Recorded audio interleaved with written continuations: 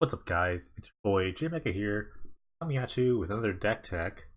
This is Season 6's first deck, mine, Hypergenesis. There's been a ton of buzz about this one card, Hypergenesis.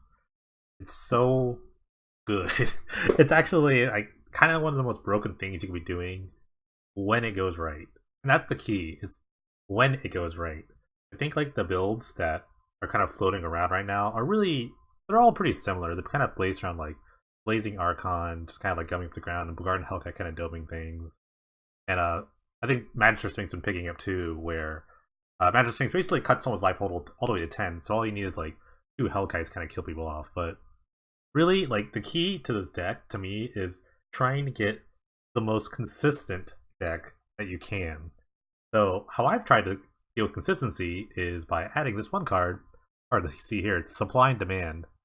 I'm not really worried about the supply part. It's more about the demand part. What I'm worried about, which is shooting for multicolored cards, just for 3 mana. First of all, the cool thing about Hypergenesis is that you have to play all these Cascade cards that cost four or more. So you need You can't really play cards. If you've dealt with like Living End and Modern, they don't play cards with casting costs lower than 3 because all their Cascade cards cost 3. So the split cards, with the new split rule that's been in effect for about a year, maybe less. I'm not really sure. But split cards, the total CMC is the CMC.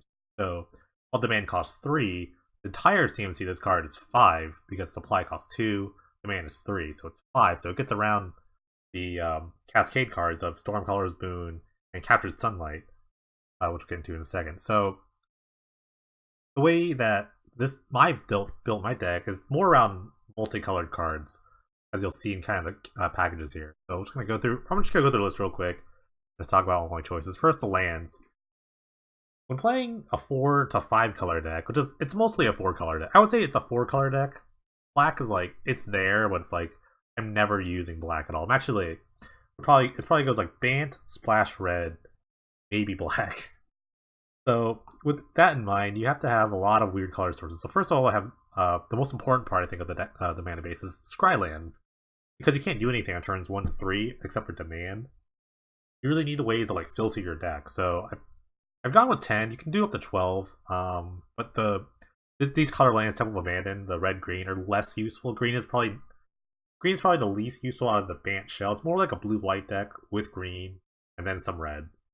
So Temple of Mystery is good, and New Benalia is really good too. It's also like I think it was like the first Scry land really. But these are all pretty good lands. You can't play too many tap lands, so you need some like untapped lands. So Marone's Core kind of does the job there. It's kind of like a really slow gemstone mine in a weird way. I'll actually, if I have like a Scry land and a Marone's Core first on the first turn, depending on like kind of like how my hand looks, I'll more than likely play Marone's Core first and put a charge counter on it. Because later I'm gonna want to use the colored mana for something. The next turn I'll just start scrying. So sequencing is super important, which you'll see in a second later about the deck list. Crystal Vein will jump you up a turn basically. So if you can go maybe like Rodin's Core turn 1, charge it.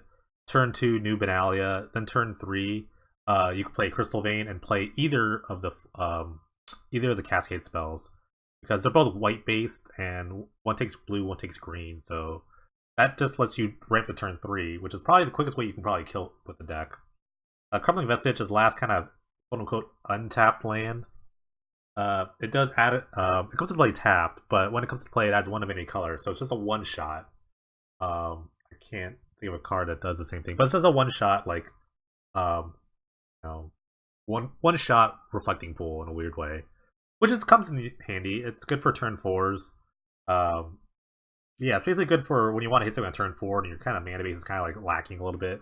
Maybe you don't have like white mana, you have like temple, like core or something like that, and you need a white land. You don't have this charged yet. That's what Crumbling Message is there for.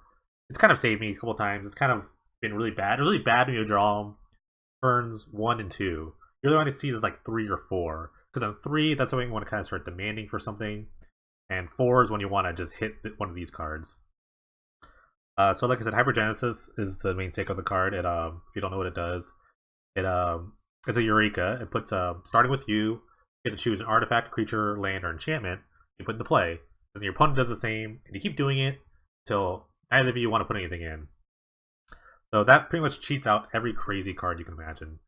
Demand, like I talked about before, it tutors for multicolored cards, namely, if you don't have one of the Cascade cards yet, you can get Stormcaller's Moon or Capture Sunlight. They all have like little niche purposes. Like Capture Sunlight just gains 4 life. It's really good against all the aggro decks that's really popular right now. Stormcaller's Boon actually does have an effect. You can give all your creatures flying till end turn, which actually can finish off a lot of people. A lot of people just don't have flyers. Weird. if your all decks are ground based, like yeah, this will just kind of like overrun you. Then we're gonna get to the creatures in a second. So Matter Cyclops gives creatures haste, so it gets the same turn kill. I had 4 to start, and I found out more. The more I started messing around with the deck list and how I wanted to win, the more I realized that attacking was like the last way I wanted to win. So you only have 2 in the deck. You can tutor it with a demand. There's gonna be a theme here. A lot of things are gonna be multicolored. Cloudblazer, not the beefiest guy, but he's pretty good because sometimes you don't have like a demand or one of the Cascade cards. Maybe sometimes you just kind of like stall. It's a 5-drop, so it's kind of slow, but you know sometimes it's not good enough. And sometimes what you'll do is in certain situations is you'll Cascade. You maybe like 1 or 2 of these in your hand, and you'll play Hypergenesis. You'll just play a couple of these, and it'll draw you into the next Hypergenesis kind of package. So even if like your hand's like subpar, you can get this down and still kind of like do some work. Raging's Tread is kind of funny. There's another sub-theme. There's sub-themes on sub-themes in this deck. There's multicolored sub-themes, and there's this sort of sub-theme where back in the Alara block there was a sub-theme where 5 power or greater was a thing. So, and I actually love this card just because I like see it all the time and I really want to play it. So basically it reads that when a creature power 5 or greater enters the battlefield under your control, the enchantment Raging's Tread deals 5 damage to a creature or player. So you can pretty much make all these like crazy packages with some of the cards that are in here. So really like dome your opponent with like 3 cards. So for example, if you have like Magister Sphinx, 2 Raging's Tread, what you would do with the sequencing, and this is where it talks about sequencing, is that you put the Raging's Treads down first, and then your last card will be Magister's Sphinx. So the 2 will trigger, and they'll hit your opponent. So there's that. Also, you can do like, you know, Raging's Tread, like 2 Hellkites, and that'll do it like that. And there's other like just like other cards that cost 5 or more. Girl Rage Beast, another like sort of removal card. It's not like as good as I think, because like I said about the sequencing, sometimes you just want to kill one creature.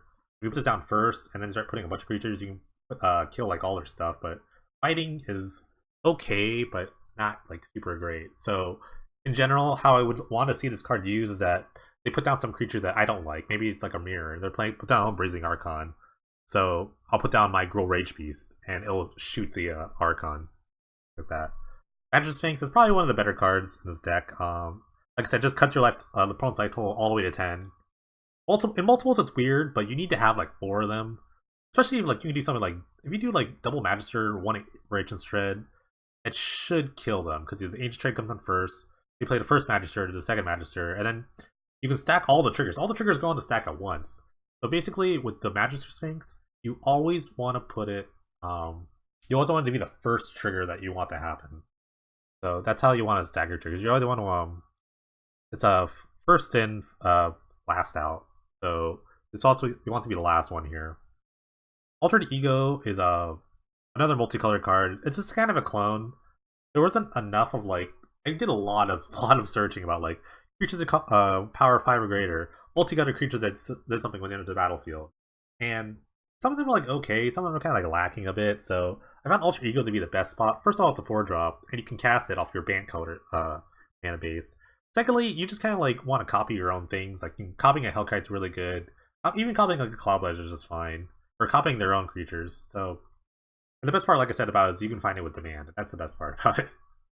Bogarted Hellkite's another one of the staples. It's not a colored creature, fortunately, but the effect is pretty much unique in this card. It's the only card that really does this.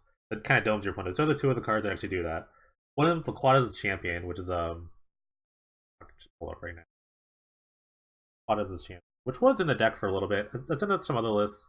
I don't personally like this card only because it's got three toughness, and it could die, so they could just like kind of kill it with a trigger in the stack or something like that, and kind of like nothing happens in a weird way. And the other card is a Gortusk Fire Beast, which only does four to a person. I don't even have any. But yeah, Gortusk Fire Beast, it just does 4 damage or something. It's okay, but I think Bulgarian Calc is best. 1, it flies. 2, you can split up the damage, so you can kind of kill their little creatures if you need to.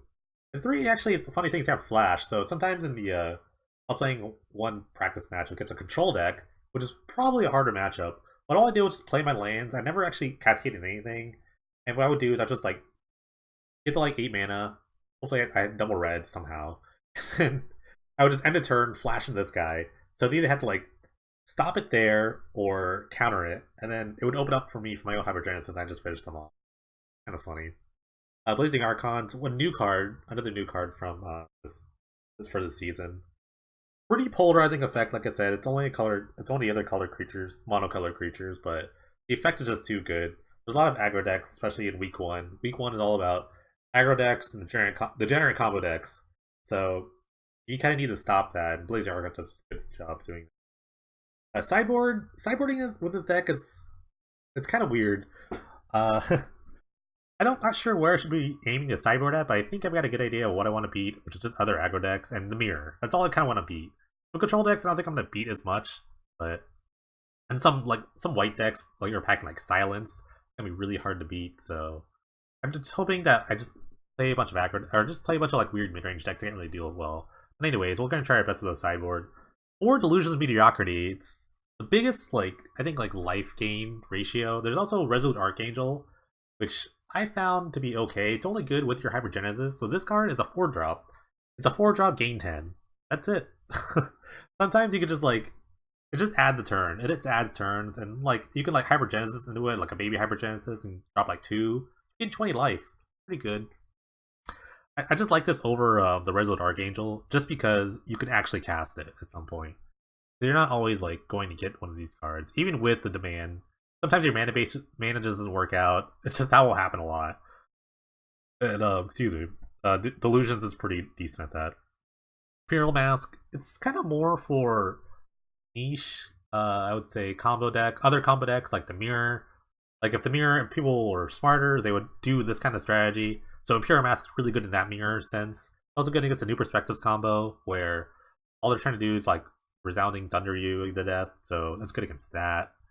Although they could bounce it, it's not a big deal, but it's just your best bet. I think it's like I said, the effect is unique enough where it's good enough to have in the sideboard.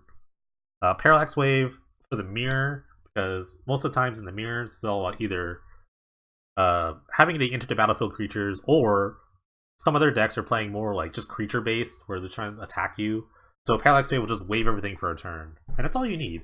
Sometimes you want to attack, maybe you have your own Mad Rush hasty things going down, but they have their own Blazing Archon, so you just wave all their Archons and then you attack right through. Silver Primordial, just kind of a catch-all. It kills other Imperial Masks. It kills I don't know, it's just a big idiot. It's just a big idiot that has sort of a kill effect that you kind of need. And last but not least, Quicksilver Amulet is kind of my answer to counterspell decks and just other decks that are trying to disrupt your sort of cascading in certain ways, like with Silence. You just play this on 4 and you just start trying dropping threats. It's a big threat. If they don't deal with it, then every turn, every one of your draws could be a threat, and you can do it instant speed. So there's another card that people are playing with Bound and Determined. Pull that up right now. I don't really like this card as much because you weren't using the Determined part, which is other spells you control can't be countered by spells or abilities this turn, which is fine, but it doesn't stop everything. It doesn't stop Silence, and then you're just waiting for 6 mana to do this. It's just okay to me. It's not really where I want to be. I'd rather just plop threats down, make them use your counter spells aggressively, and then later just kind of wrap it up with just jamming one of these. I've had a lot of fun with this deck. It didn't represent in the very first tournament. There was 0 Hypergenesis decks. I think people were just scared to play it, but I've been having a blast with this deck. I think it's a lot of fun and it's very powerful. I've been doing well. I've been recording this. It's about an hour or so before the tournament's going to start. So I won't be streaming this, so this will just be all on YouTube. So you get to see round by round the episode. So you get a minimum of 4 rounds for this deck tech, maximum of 7? 7 if I win. But yeah, it should be fun. I've had a lot of fun with this deck. I've actually worked really hard on this deck. I think like what I've been doing that other people aren't doing is the band package. I think the band is like really powerful. Just to smooth out the deck. You're not just relying on like top decks, things like that. You're actually looking for the specific things that you need. So join me on this journey as I hypergenesis my way through this bracket.